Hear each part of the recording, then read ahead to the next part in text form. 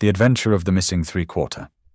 We were fairly accustomed to receive weird telegrams at Baker Street, but I have a particular recollection of one which reached us on a gloomy February morning, some 7 or 8 years ago, and gave Mr. Sherlock Holmes a puzzled quarter of an hour.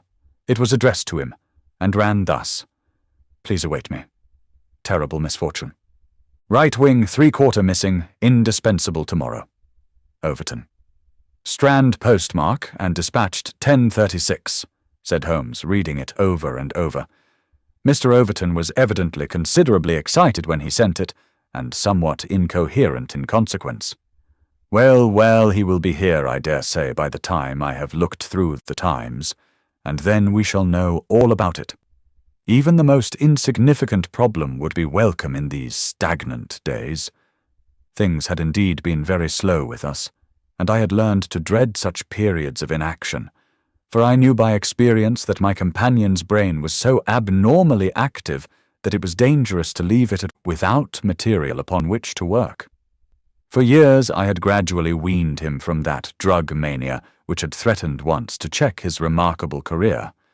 Now I knew that under ordinary conditions he no longer craved for this artificial stimulus, but I was well aware that the fiend was not dead, but sleeping, and I have known that the sleep was a light one, and the waking near when in periods of idleness I have seen the drawn look upon Holmes's ascetic face, and the brooding of his deep-set and inscrutable eyes.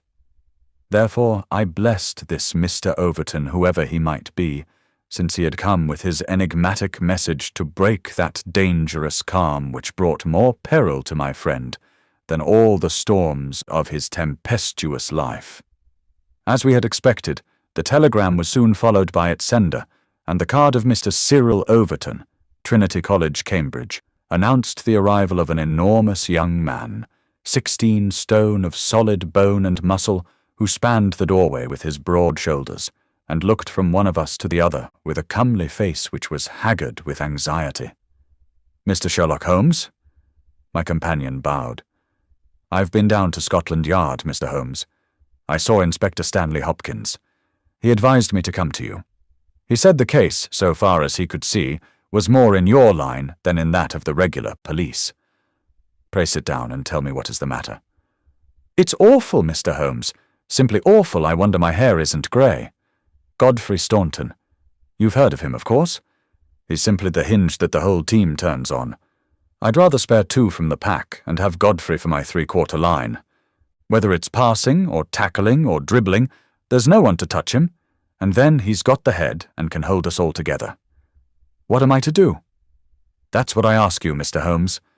There's Morehouse, first reserve, but he is trained as a half, and he always edges right in onto the scrum instead of keeping out on the touchline. He's a fine place kick, it's true, but then he has no judgment, and he can't sprint for nuts. Why, Morton or Johnson, the Oxford Flyers, could romp round him. Stevenson is fast enough, but he couldn't drop from the 25 line, and a 3/4 who can't either punt or drop isn't worth a place for pace alone. No, Mr. Holmes, we are done unless you can help me to find Godfrey Staunton." My friend had listened with amused surprise to this long speech, which was poured forth with extraordinary vigour and earnestness, every point being driven home by the slapping of a brawny hand upon the speaker's knee. When our visitor was silent, Holmes stretched out his hand and took down letter S of his commonplace book. For once he dug in vain into that mine of varied information. "There is Arthur H. Staunton, the rising young forger," said he, "and there was Henry Staunton, whom I helped to hang, but Godfrey Staunton is a new name to me." It was our visitor's turn to look surprised. "Why, Mr. Holmes, I thought you knew things," said he. "I suppose, then, if you have never heard of Godfrey Staunton, you don't know Cyril Overton either." Holmes shook his head good-humouredly. "Great Scott!" cried the athlete. "Why, I was first reserve for England against Wales, and I've skippered the varsity all this year, but that's nothing. I didn't think there was a soul in England who didn't know Godfrey Staunton, the crack 3/4 Cambridge, Blackheath, and 5 internationals. Good Lord. Mr. Holmes, where have you lived?" Holmes laughed at the young giant's naive astonishment. "You live in a different world to me, Mr. Overton. A sweeter and healthier one.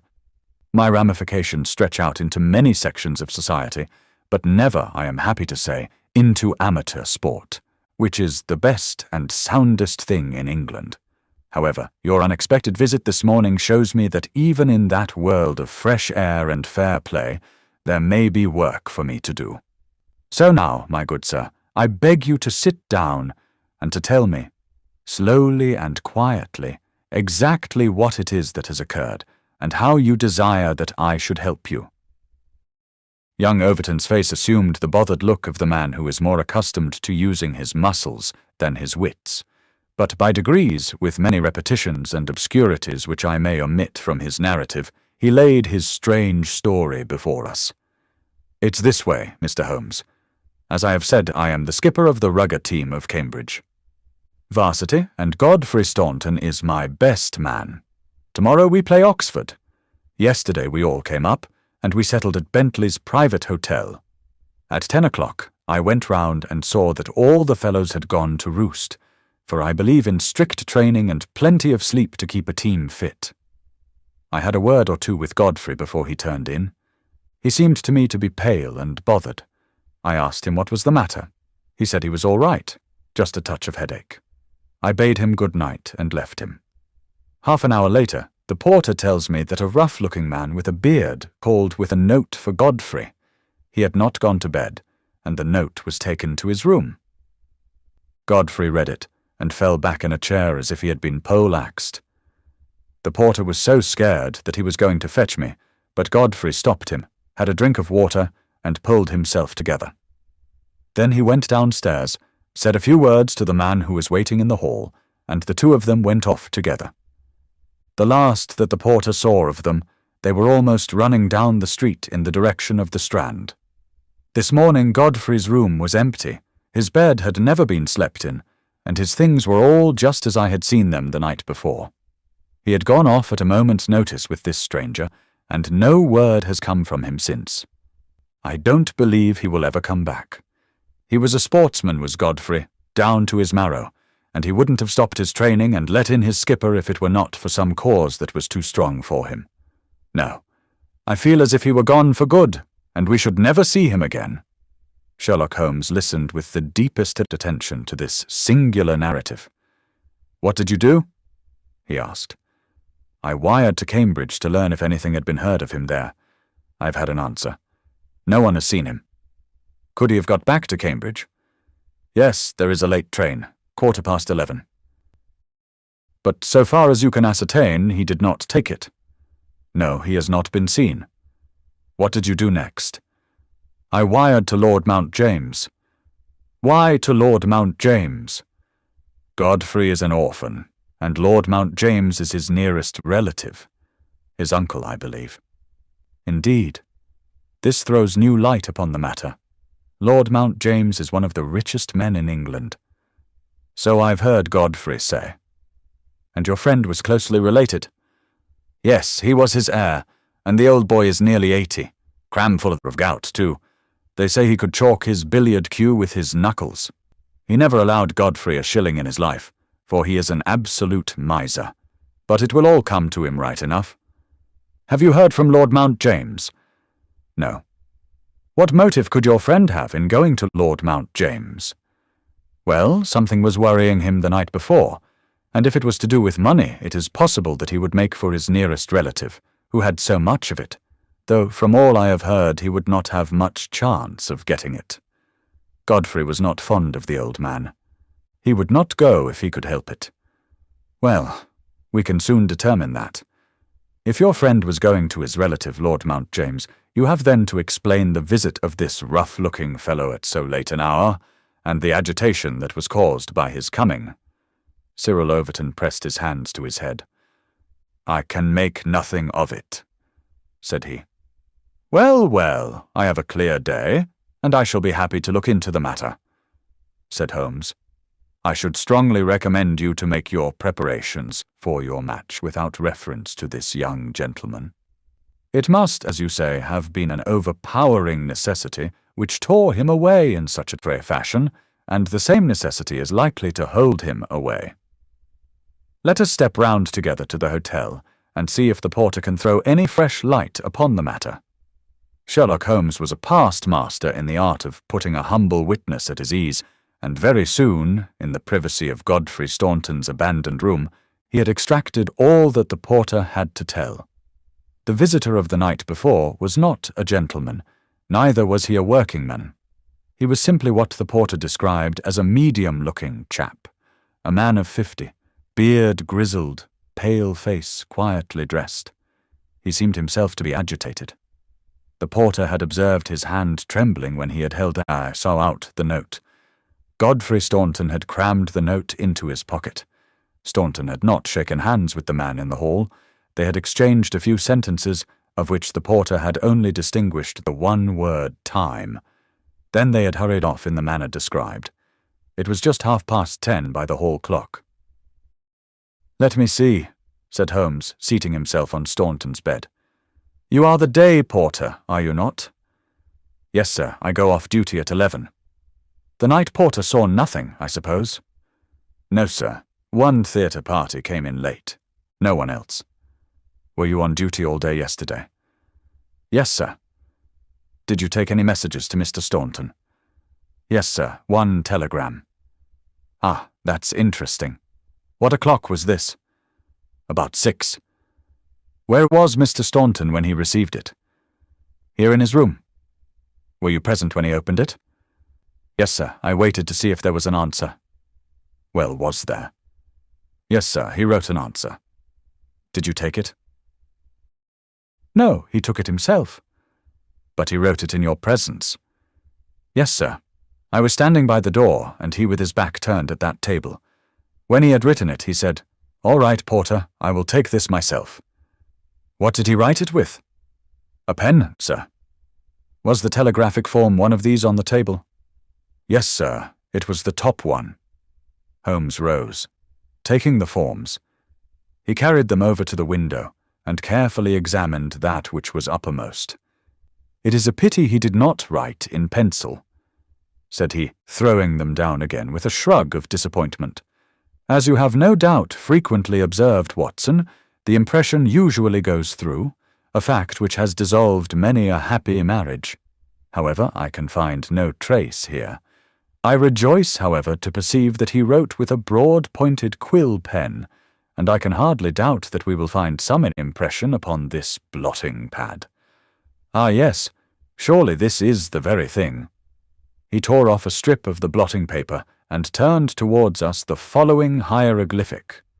Cyril Overton was much excited. "Hold it to the glass!" he cried. "That is unnecessary," said Holmes. "The paper is thin, and the reverse will give the message. Here it is." He turned it over, and we read, "Stand by us, for God's sake." So that is the tail end of the telegram which Godfrey Staunton dispatched within a few hours of his disappearance. There are at least 6 words of the message which have escaped us. But what remains? "Stand by us, for God's sake," proves that this young man saw a formidable danger which approached him, and from which someone else could protect him. U.S. Mark you. Another person was involved. Who should it be but the pale-faced, bearded man who seemed himself in so nervous a state? What, then, is the connection between Godfrey Staunton and the bearded man? And what is the third source from which each of them sought for help against pressing danger? Our inquiry has already narrowed down to that. We have only to find to whom that telegram is addressed, I suggested. Exactly, my dear Watson. Your reflection, though profound, had already crossed my mind. But I dare say it may have come to your notice that, counterfoil of another man's message, there may be some disinclination on the part of the officials to oblige you. There is so much red tape in these matters. However, I have no doubt that with a little delicacy and finesse, the end may be attained. Meanwhile, I should like in your presence, Mr. Overton, to go through these papers which have been left upon the table. There were a number of letters, bills, and notebooks, which Holmes turned over and examined with quick, nervous fingers and darting, penetrating eyes. Nothing here. he said at last. "By the way, I suppose your friend was a healthy young fellow. Nothing amiss with him?" "Sound as a bell." "Have you ever known him ill?" "Not a day. He has been laid up with a hack, and once he slipped his kneecap, but that was nothing." "Perhaps he was not so strong as you suppose. I should think he may have had some secret trouble. With your assent, I will put 1 or 2 of these papers in my pocket, in case they should bear upon our future inquiry." "One moment! 1 moment!" cried a querulous voice, and we looked up to find a queer little old man, jerking and twitching in the doorway. He was dressed in rusty black, with a very broad-brimmed top hat and a loose white necktie, the whole effect being that of a very rustic parson or of an undertaker's mute. Yet, in spite of his shabby and even absurd appearance, his voice had a sharp crackle, and his manner a quick intensity which commanded attention. "Who are you, sir, and by what right do you touch this gentleman's papers?" he asked. "I am a private detective, and I am endeavoring to explain his disappearance." "Oh, you are you? And who instructed you, eh?" "This gentleman, Mr. Staunton's friend, was referred to me by Scotland Yard." "Who are you, sir?" "I am Cyril Overton." "Then it is you who sent me a telegram. My name is Lord Mount James. I came round as quickly as the Bayswater bus would bring me." "So you have instructed a detective?" "Yes, sir." "And are you prepared to meet the cost?" "I have no doubt, sir, that my friend Godfrey, when we find him, will be prepared to do that." "But if he is never found, eh? Answer me that." "In that case, no doubt his family—" "Nothing of the sort, sir," screamed the little man. "Don't look to me for a penny, not a penny. You understand that, Mr. Detective. I am all the family that this young man has got, and I tell you that I am not responsible. If he has any expectations, it is due to the fact that I have never wasted money, and I do not propose to begin to do so now. As to those papers with which you are making so free, I may tell you that in case there should be anything of any value among them, you will be held strictly to account for what you do with them." "Very good, sir," said Sherlock Holmes. "May I ask, in the meanwhile, whether you have yourself any theory to account for this young man's disappearance?" "No, sir, I have not. He is big enough and old enough to look after himself, and if he is so foolish as to lose himself, I entirely refuse to accept the responsibility of hunting for him." "I quite understand your position," said Holmes with a mischievous twinkle in his eyes. "Perhaps you don't quite understand mine. Godfrey Staunton appears to have been a poor man. If he has been kidnapped, it could not have been for anything which he himself possesses. The fame of your wealth has gone abroad, Lord Mount James, and it is entirely possible that a gang of thieves have secured your nephew in order to gain from him some information as to your house, your habits, and your treasure." The face of our unpleasant little visitor turned as white as his neckcloth. "Heavens, sir, what an idea! I never thought of such villainy. What inhuman rogues there are in the world! But Godfrey is a fine lad, a staunch lad. Nothing would induce him to give his old uncle away. I'll have the plate moved over to the bank this evening. In the meantime, spare no pains, Mr. Detective. I beg you to leave no stone unturned to bring him safely back. As to money, well, so far as a fiver or even a tenner goes, you can always look to me.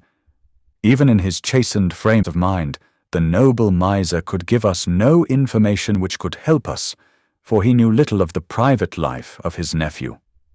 Our only clue lay in the truncated telegram, and with a copy of this in his hand, Holmes set forth to find a second link for his chain. We had shaken off Lord Mount James, and Overton had gone to consult with the other members of his team over the misfortune which had befallen them. There was a telegraph office at a short distance from the hotel. We halted outside it. "It's worth trying, Watson," said Holmes. "Of course, with a warrant, we could demand to see the counterfoils, but we have not reached that stage yet. I don't suppose they remember faces in so busy a place. Let us venture it." "I'm sorry to trouble you," said he in his blandest manner to the young woman behind the grating. "There is some small mistake about a telegram I sent yesterday. I have had no answer, and I very much fear that I must have omitted to put my name at the end. Could you tell me if this was so?" The young woman turned over a sheaf of counterfoils. "What o'clock was it?" she asked. "A little after 6. "Whom was it to?" Holmes put his finger to his lips and glanced at me. The last words in it were, "For God's sake," he whispered confidentially. "I am very anxious at getting no answer." The young woman separated one of the forms. "This is it. There is no name," said she, smoothing it out upon the counter. "Then that, of course, accounts for my getting no answer," said Holmes. "Dear me, how very stupid of me, to be sure. Good morning, miss, and many thanks for having relieved my mind."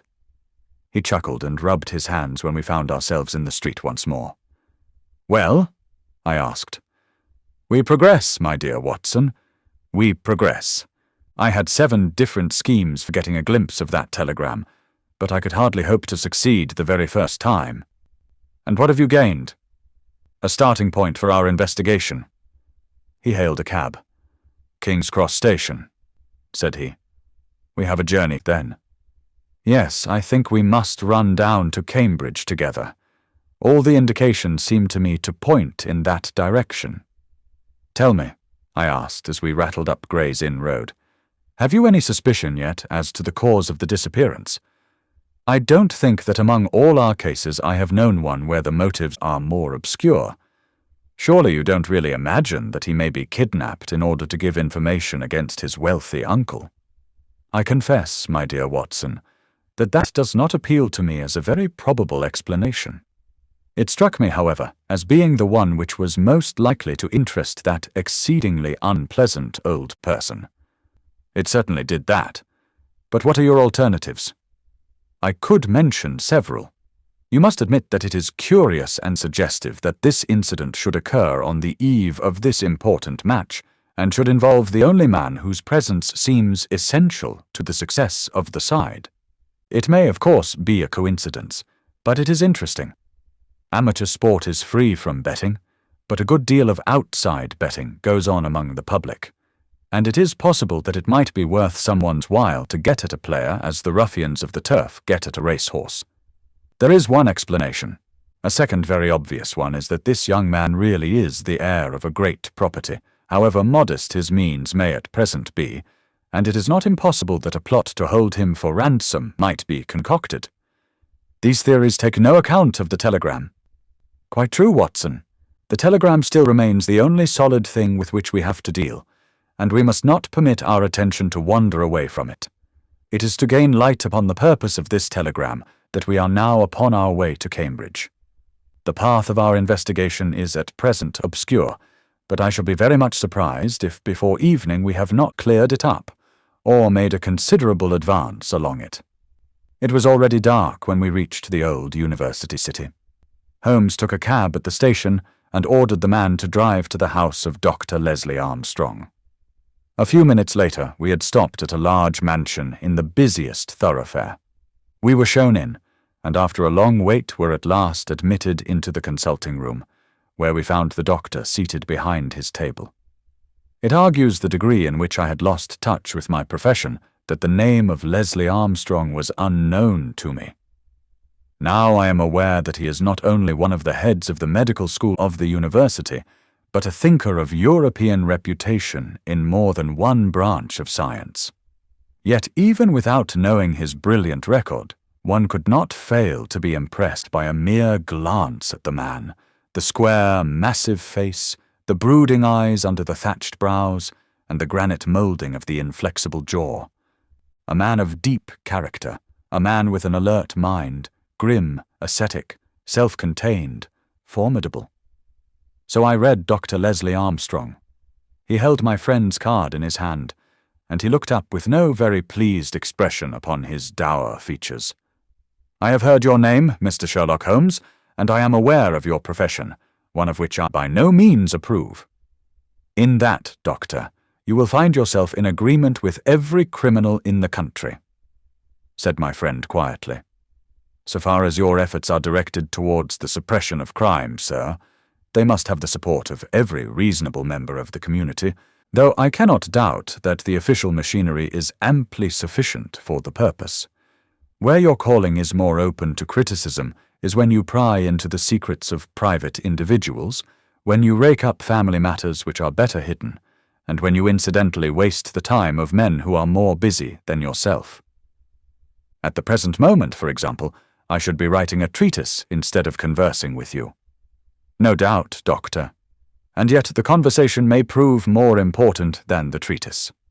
Incidentally, I may tell you that we are doing the reverse of what you very justly blame, and that we are endeavoring to prevent anything like public exposure of private matters, which must necessarily follow when once the case is fairly in the hands of the official police.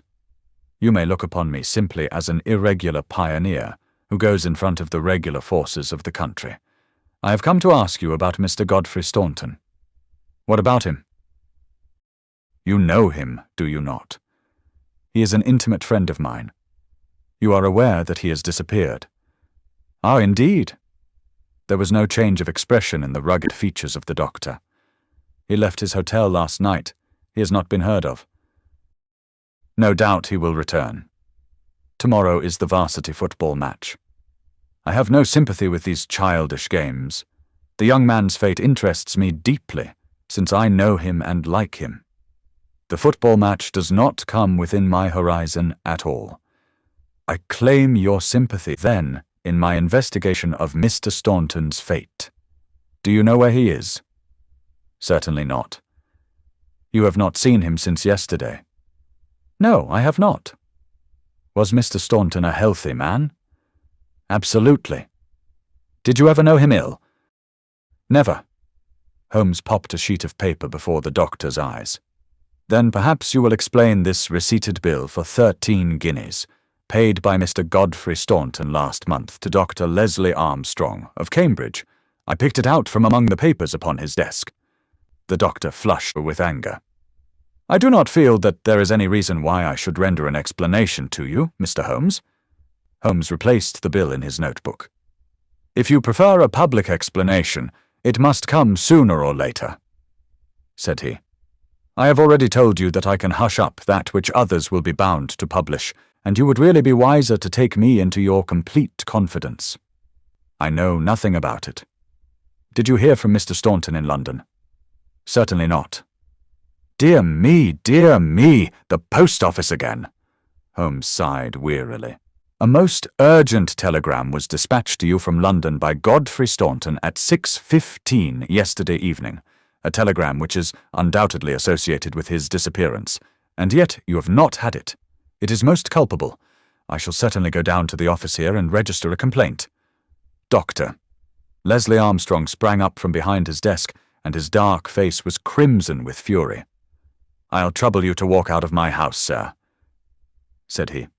You can tell your employer, Lord Mount James, that I do not wish to have anything to do either with him or with his agents. No, sir, not another word. He rang the bell furiously. John, show these gentlemen out. A pompous butler ushered us severely to the door, and we found ourselves in the street. Holmes burst out laughing. Dr. Leslie Armstrong is certainly a man of energy and character, said he. I have not seen a man who, if he turns his talents that way, was more calculated to fill the gap left by the illustrious Moriarty. And now, my poor Watson, here we are, stranded and friendless in this inhospitable town, which we cannot leave without abandoning our case. This little inn just opposite Armstrong's house is singularly adapted to our needs. If you would engage a front room and purchase the necessaries for the night, I may have time to make a few inquiries.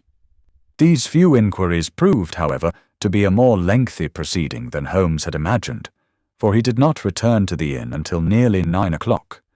He was pale and dejected, stained with dust, and exhausted with hunger and fatigue. A cold supper was ready upon the table, and when his needs were satisfied and his pipe alight, he was ready to take that half-comic and wholly philosophic view which was natural to him when his affairs were going awry. The sound of carriage wheels caused him to rise and glance out of the window. A brougham and pair of greys, under the glare of a gas lamp, stood before the doctor's door. It's been out 3 hours, said Holmes, Started at 6:30, and here it is back again. That gives a radius of 10 or 12 miles, and he does it once, or sometimes twice, a day. No unusual thing for a doctor in practice. But Armstrong is not really a doctor in practice. He is a lecturer and a consultant, but he does not care for general practice, which distracts him from his literary work. Why, then, does he make these long journeys, which must be exceedingly irksome to him, and who is it that he visits? His coachman. My dear Watson, can you doubt that it was to him that I first applied? I do not know whether it came from his own innate depravity or from the promptings of his master, but he was rude enough to set a dog at me.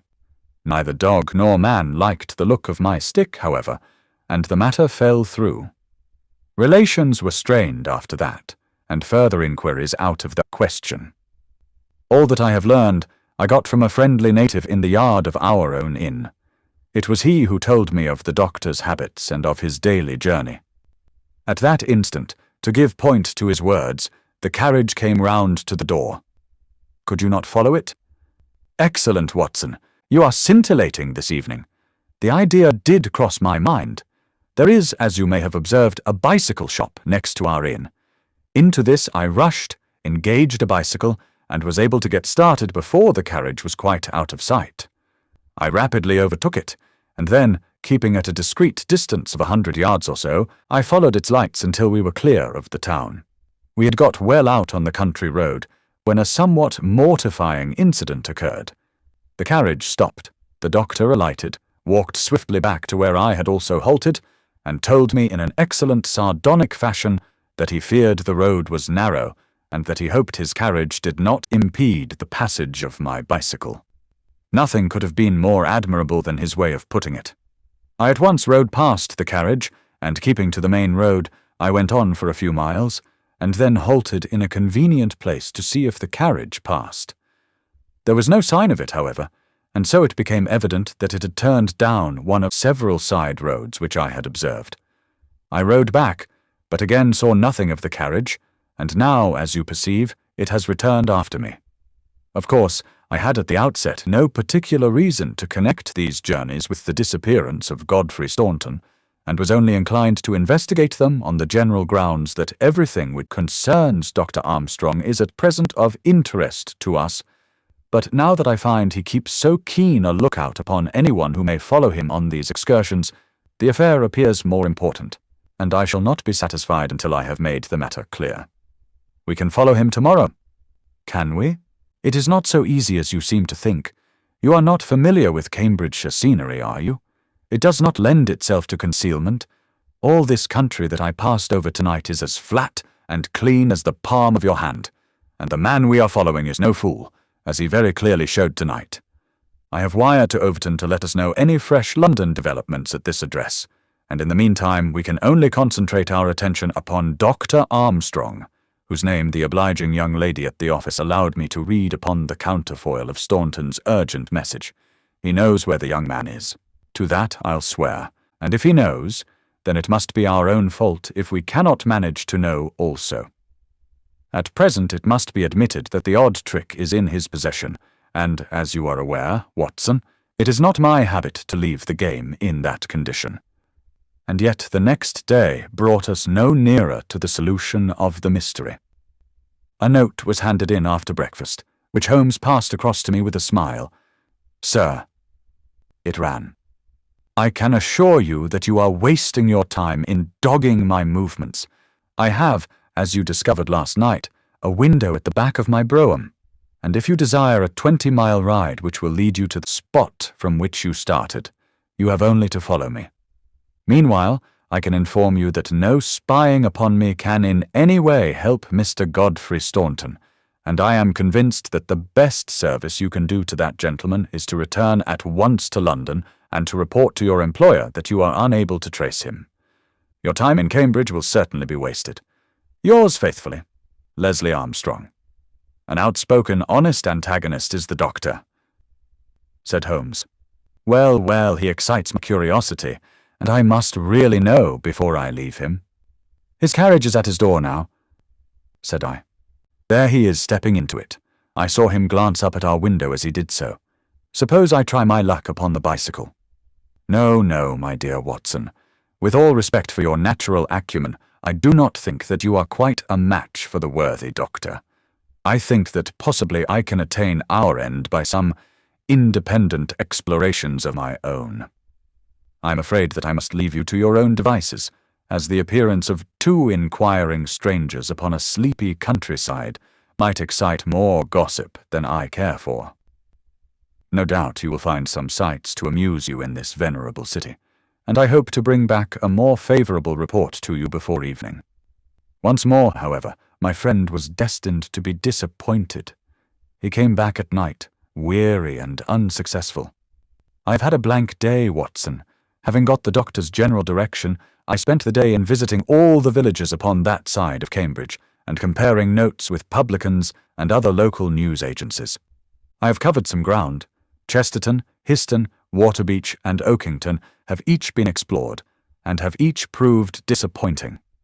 The daily appearance of a brougham and pair could hardly have been overlooked in such sleepy hollows. The doctor has scored once more. Is there a telegram for me? Yes, I opened it. Here it is. Ask for Pompey from Jeremy Dixon, Trinity College. I don't understand it. Oh, it is clear enough. It is from our friend Overton, and is in answer to a question from me.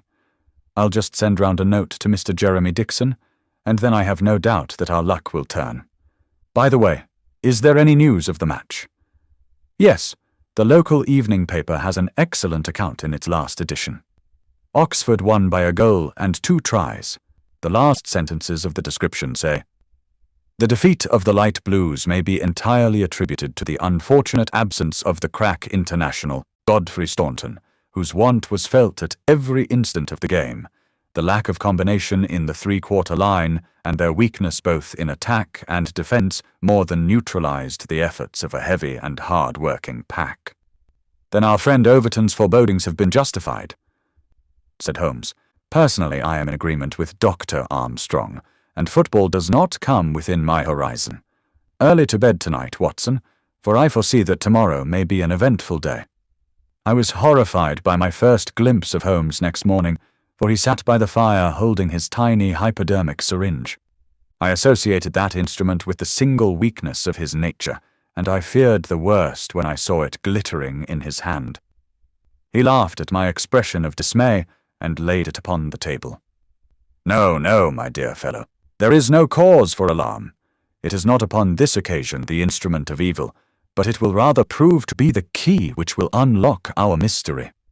On this syringe I base all my hopes. I have just returned from a small scouting expedition, and everything is favourable. Eat a good breakfast, Watson, for I propose to get upon Dr. Armstrong's trail today, and once on it I will not stop for rest or food until I run him to his burrow." "In that case," said I, "we had best carry our breakfast with us, for he is making an early start. His carriage is at the door. Never mind, let him go. He will be clever if he can drive where I cannot follow him. When you have finished, come downstairs with me, and I will introduce you to a detective who is a very eminent specialist in the work that lies before us." When we descended, I followed Holmes into the stable-yard, where he opened the door of a loose box and led out a squat, lop-eared, white and tan dog, something between a beagle and a foxhound. "Let me introduce you to Pompey," said he. "Pompey is the pride of the local draghounds. No very great flyer, as his build will show, but a staunch hound on a scent. Well, Pompey, you may not be fast, but I expect you will be too fast for a couple of middle-aged London gentlemen, so I will take the liberty of fastening this leather leash to your collar. Now, boy, come along and show what you can do." He led him across to the doctor's door. The dog sniffed round for an instant, and then, with a shrill whine of excitement, started off down the street, tugging at his leash in his efforts to go faster. In half an hour we were clear of the town and hastening down a country road. "What have you done, Holmes?" I asked. "A threadbare and venerable device, but useful upon occasion. I walked into the doctor's yard this morning and shot my syringe full of aniseed over the hind wheel. A draghound will follow aniseed from here to John O'Groats, and our friend Armstrong would have to drive through the cam before he would shake Pompey off his trail. Oh, the cunning rascal! This is how he gave me the slip the other night. The dog had suddenly turned out of the main road into a grass-grown lane. Half a mile farther, this opened into another broad road, and the trail turned hard to the right in the direction of the town, which we had just quitted. The road took a sweep to the south of the town, and continued in the opposite direction to that in which we started. "This detour has been entirely for our benefit, then?" said Holmes. "No wonder that my inquiries among those villagers led to nothing. The doctor has certainly played the game for all it is worth, and one would like to know the reason for such elaborate deception. This should be the village of Trumpington to the right of us. And by Jove, here is the brougham coming round the corner. Quick, Watson, quick, or we are done." He sprang through a gate into a field, dragging the reluctant Pompey after him. We had hardly got under the shelter of the hedge when the carriage rattled past.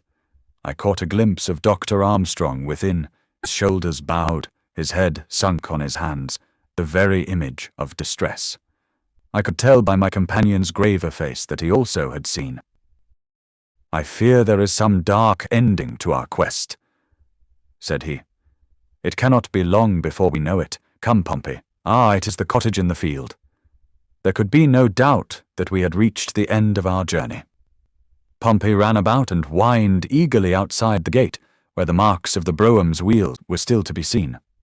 A footpath led across to the lonely cottage. Holmes tied the dog to the hedge, and we hastened onward. My friend knocked at the little rustic door, and knocked again without response. And yet the cottage was not deserted, for a low sound came to our ears, a kind of drone of misery and despair which was indescribably melancholy. Holmes paused irresolute, and then he glanced back at the road which he had just traversed. A brougham was coming down it, and there could be no mistaking those grey horses. "By Jove, the doctor is coming back!" cried Holmes. "That settles it. We are bound to see what it means before he comes." He opened the door, and we stepped into the hall. The droning sound swelled louder upon our ears until it became one long, deep wail of distress. It came from upstairs. Holmes darted up, and I followed him. He pushed open a half-closed door, and we both stood appalled at the sight before us. A woman, young and beautiful, was lying dead upon the bed. Her calm, pale face, with dim, wide-opened blue eyes, looked upward from amid a great tangle of golden hair. At the foot of the bed, half sitting, half kneeling, his face buried in the clothes, was a young man, whose frame was racked by his sobs. So absorbed was he by his bitter grief that he never looked up until Holmes's hand was on his shoulder. "Are you Mr. Godfrey Staunton?" Yes, I am. But you are too late. She is dead." The man was so dazed that he could not be made to understand that we were anything but doctors who had been sent to his assistance.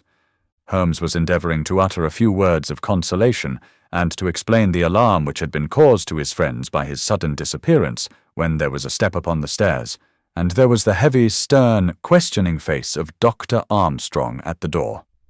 "So, gentlemen," said he, "you have attained your end, and have certainly chosen a particularly delicate moment for your intrusion. I would not brawl in the presence of death, but I can assure you that if I were a younger man, your monstrous conduct would not pass with impunity." "Excuse me, Dr. Armstrong. I think we are a little at cross purposes," said my friend with dignity. "If you could step downstairs with us, we may each be able to give some light to the other upon this miserable affair." A minute later, the grim doctor and ourselves were in the sitting-room below. "Well, sir," said he, "I wish you to understand, in the first place, that I am not employed by Lord Mount James, and that my sympathies in this matter are entirely against that nobleman. When a man is lost, it is my duty to ascertain his fate, but having done so, the matter ends so far as I am concerned, and so long as there is nothing criminal, I am much more anxious to hush up private scandals than to give them publicity. If, as I imagine, there is no breach of the law in this matter, you can absolutely depend upon my discretion and my cooperation in keeping the facts out of the papers." Dr. Armstrong took a quick step forward and wrung Holmes by the hand. "You are a good fellow," said he. "I had misjudged you. I thank heaven that my compunction at leaving poor Staunton all alone in this plight caused me to turn my carriage back, and so to make your acquaintance. Knowing as much as you do, the situation is very easily explained. A year ago, Godfrey Staunton lodged in London for a time and became passionately attached to his landlady's daughter, whom he married. She was as good as she was beautiful, and as intelligent as she was good. No man need be ashamed of such a wife. But Godfrey was the heir to this crabbed old nobleman, and it was quite certain that the news of his marriage would have been the end of his inheritance. I knew the lad well, and I loved him for his many excellent qualities. I did all I could to help him to keep things straight. We did our very best to keep the thing from everyone, for when once such a whisper gets about, it is not long before everyone has heard it. Thanks to this lonely cottage and his own discretion, Godfrey has up to now succeeded. Their secret was known to no one save to me and to one excellent servant, who has at present gone for assistance to Trumpington. But at last there came a terrible blow in the shape of dangerous illness to his wife. It was consumption of the most virulent kind. The poor boy was half crazed with grief, and yet he had to go to London to play this match, for he could not get out of it without explanations which would expose his secret. I tried to cheer him up by wire, and he sent me one in reply, imploring me to do all I could. This was the telegram which you appear in some inexplicable way to have seen. I did not tell him how urgent the danger was, for I knew that he could do no good here, but I sent the truth to the girl's father, and he very injudiciously communicated it to Godfrey. The result was that he came straight away in a state bordering on frenzy, and has remained in the same state, kneeling at the end of her bed, until this morning death put an end to her sufferings. That is all, Mr. Holmes, and I am sure that I can rely upon your discretion and that of your friend." Holmes grasped the doctor's hand. "Come, Watson," said he, and we passed from that house of grief into the pale sunlight of the winter day.